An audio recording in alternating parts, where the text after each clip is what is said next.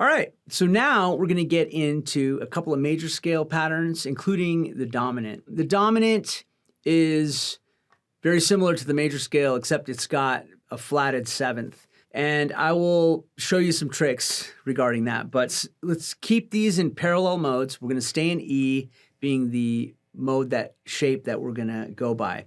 So the first mode will be the root, right? It'll be E.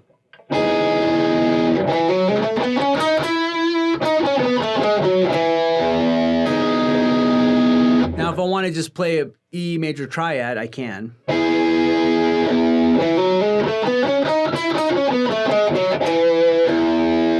So that would be the three notes that we're going for, you know, and there are two, it's going to be whole steps, right? So it's going to be one whole step, another whole step, half step, whole step, whole step, whole step, root. So the pattern here is going to be the 6 notes that are together. And obviously you can play that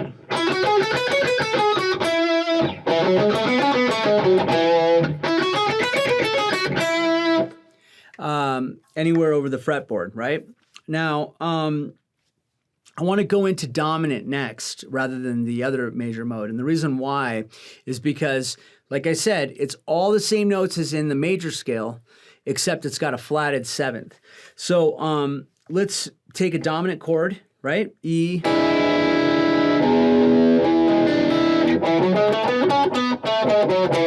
Now that's if you go to a seventh. If you're playing a major triad,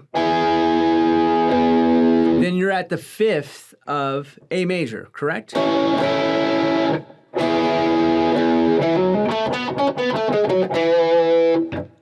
Or 7th. Here you can play like this too. That's that. That's the flatted 7th. So you have a dominant, E, and then major. And the only note that changes is the 7th. So the dominant pattern or figure will also be it will be exactly the same because I'm using the first 6 notes, right? So it'll go like this.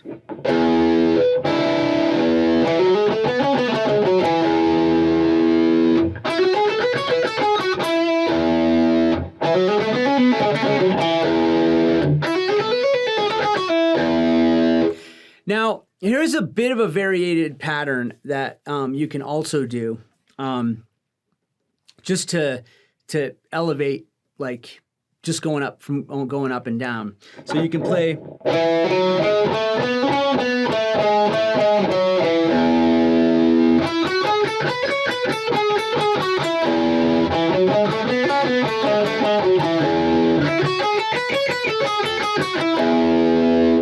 And that'll complicate things and make things a little more interesting for you. And I recommend trying out any kind of a pattern that is in a combination of those 6 notes to help you facilitate, I mean, create a lick, you know what I mean? Because ultimately, very rarely, if ever, do I play just like straight up and down the scale. Obviously, there's passages and reasons for it, but it's not a common thing. So this lesson is really for you to understand the intervals that are taking place so that you can apply that interval knowledge around the fretboard and know what key you're in. So we're going to go to the final major mode, which is Lydian. And Lydian has a different shape because it's got a sharp 4. So, for example, if I'm playing E Lydian, then I'm diatonic to B major. B being the 1. So the Lydian scale, though, goes like this. It's got a sharp 4, so you can play a Lydian chord. You can play a major chord with the sharp 11.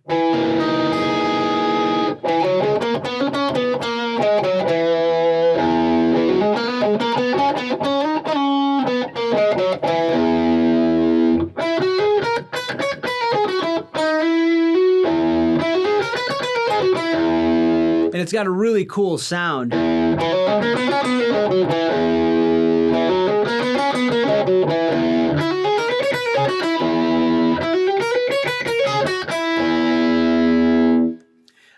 Which is very unique major mode, in fact. It's got this kind of unresolved, ethereal vibe. And a guitar player that I know that uses it quite a bit in a beautiful way is Steve Vai.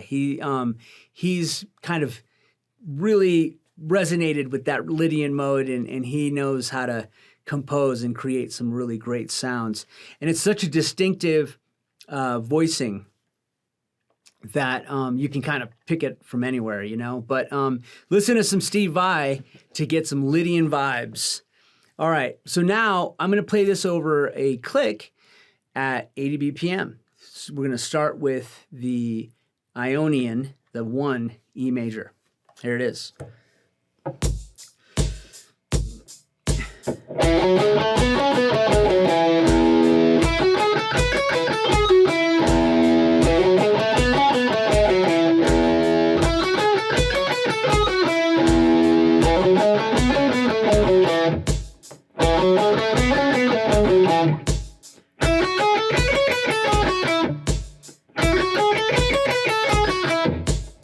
Okay, and now we're going to do the same thing with the Lydian. The dominant's going to be identical shape pattern as the Ionian. So just keep those 6 notes and you're going to be hitting the dominant.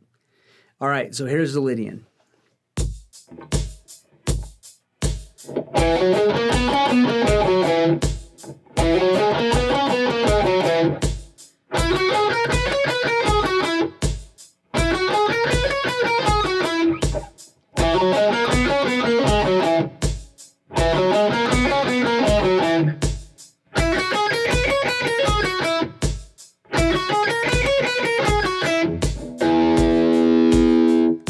Okay, so there you have the shape patterns for the first 6 notes of the major scales, including dominant. See you guys in the next lesson.